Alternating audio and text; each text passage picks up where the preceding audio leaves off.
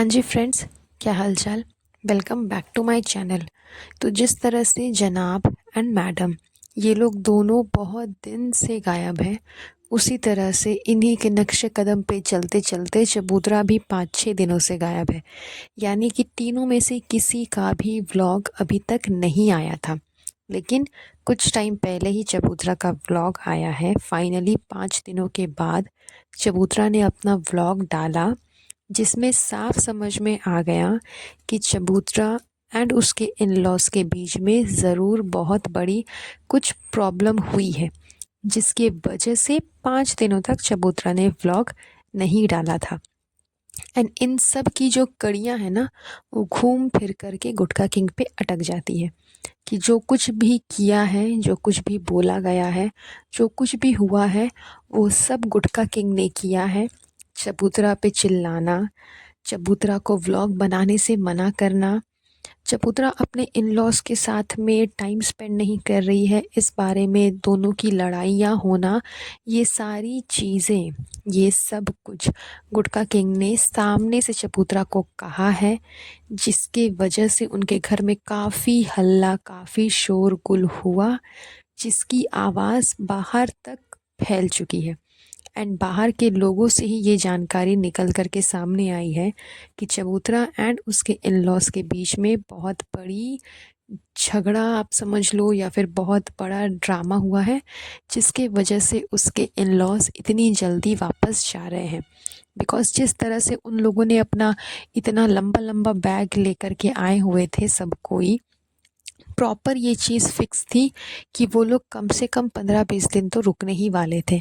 लेकिन जब झगड़ा हो गया, मिसअंडरस्टैंडिंग हो गई, सारी प्रॉब्लम्स क्रिएट हो गई, तब उन लोगों ने फटाक से प्लान बना लिया वापस जाने का। आपने चबूतरा के ब्लॉग में देखा होगा कि लास्ट में उसने बहुत अच्छे से इस चीज़ को क्लियर किया कि फ्रेंड्स, मैं ना 5-6 दिनों का ना टाइम चाहती थी, मतलब मैं रेस्ट चाहती थी फ्रेंड्स, कि कुछ दिन रेस्ट कर लूँगी, उसके बाद मैं व्लॉग बनाऊँगी। क्योंकि वो क्या होता था ना मेरे साथ कि मेरे दिमाग में चलता रहता था फ्रेंड्स कि व्लॉग बनाना है, व्लॉग बनाना है, एडिटिंग करनी है, एडिटिंग भी नहीं हो पाती थी, तो वो सब मेरे दिमाग में चलते रहता था, तो मैं रोज़ व्लॉग डालते रहती थी। लेकिन अभी 4-5 दिनों से जो मैंने व्लॉग नहीं डाला, तो मैंने सोचा थोड़ी सी रेस्ट कर लेती हूँ, क्योंकि ना वो सारी चीज़ें मेरे दिमाग में घूमते रहती थी, तो वो सब असर करती थी मेरे ऊपर। एंड फिर मेरा डाइट भी ख़राब हो जाता था फ्रेंड्स। मतलब ये सब जो चीज़ें थी, वो सिर्फ़ और सिर्फ बातों को घुमाने के लिए कही गई थी। चबूतरा ने क्लियरली ये चीज़ मेंशन किया कि उसके दिमाग पे व्लॉग हावी हो जाता था। उसके दिमाग में 24 घंटे बस यही चलते रहता था कि मुझे व्लॉग बनाना है, व्लॉग बनाना है, व्लॉग बनाना है। मतलब कंटेंट की भूखी, जो कंटेंट के लिए किसी भी हद तक जा सकती है, कुछ भी बोल सकती है, जिसका मिसकैरेज हो गया उसको उसने कंटेंट बना लिया, तो फिर आप उससे क्या ही एक्सपेक्ट कर सकते हो कि वो कंटेंट नहीं उसे मिल रहा होगा। उसे अच्छा खासा कंटेंट मिल रहा था, लेकिन उसने कंटेंट को जाने दिया एंड व्लॉग नहीं बनाया, बिकॉज़ उसको गुटखा किंग ने ये चीज़ कही कि व्लॉग के चक्कर में वो अपने इन लॉज के साथ में टाइम स्पेंड नहीं करती है, जिस वजह से दोनों मियाँ बीवी में बहुत बड़ा झगड़ा हुआ। इनका रिलेशनशिप जो है ना, वो एक टॉक्सिक रिलेशनशिप है, एंड इन फ्यूचर मुझे नहीं लगता कि ये रिलेशनशिप ज़्यादा दिन तक चल सकेगा, क्योंकि इतना टॉक्सिक बिहेवियर करते हैं ये दोनों एक दूसरे के साथ में। ऑन कैमरा आपको ये चीज़ें नज़र नहीं आती, लेकिन ऑफ कैमरा इनके आसपास के लोग ही ये बातें बोलते हुए नज़र आते हैं कि ये लोग बहुत ही ज़्यादा शोरगुल करते हैं अपने घरों में, जिसकी आवाज़ें बगल बगल सबके घर पे पहुंच जाती हैं। उसके बाद आप लोग ये भी सुने होंगे आप लोगों ने इसके ब्लॉग में कि ये दोनों आपस में एक दूसरे को गालियां देते हैं। चबूतरा के मुंह से, गुटखा किंग के मुंह से, दोनों के मुंह से ये चीज़ें सुनने को मिली है इनके ब्लॉग्स में कि ये दोनों एक दूसरे को गालियां देते हैं। बाद में इन दोनों ने भले उस चीज़ को मजाक में टाल दिया या फिर हंसी में उड़ा दिया, लेकिन बोलते वक्त ये बोल जाते हैं। तो बहुत ही घटिया लड़ाई होती है इन दोनों के बीच में, जिस वजह से इस बार भी ऐसा ही कुछ हुआ है जिसके कारण चबूतरा के जो इन लॉज है वो लोग तुरंत ही मौदा वापस चले गए। उनका प्लान तो था कि यहाँ वो रुकेंगे, लेकिन ऐसा कुछ भी नहीं हुआ। बिकॉज साफ साफ ब्लॉग में नज़र आ रहा है कि चबूतरा दूसरे गाड़ी में जा रही है, गुटखा किंग अपनी फैमिली के साथ दूसरे गाड़ी में घूमने जा रहा है।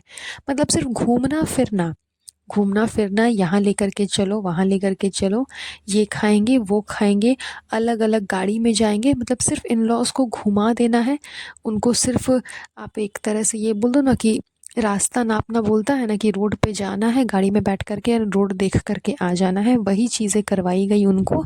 साथ में जाना, साथ में घूमना, साथ में एक जो बॉन्ड होता है, एक प्यार होता है, एक रिलेशन होता है, वैसा कुछ भी चबूतरा का नज़र नहीं आ रहा था कि उसके इन लॉज के साथ में वैसा कुछ बॉन्ड है। वो तो उसके साथ जा ही नहीं रही थी, वो तो अलग गाड़ी में जा रही थी। तो ये सारी चीज़ें गुटखा किंग ने नोटिस की, जिस वजह से उसने ये सारी बातें चबूतरा को बताया।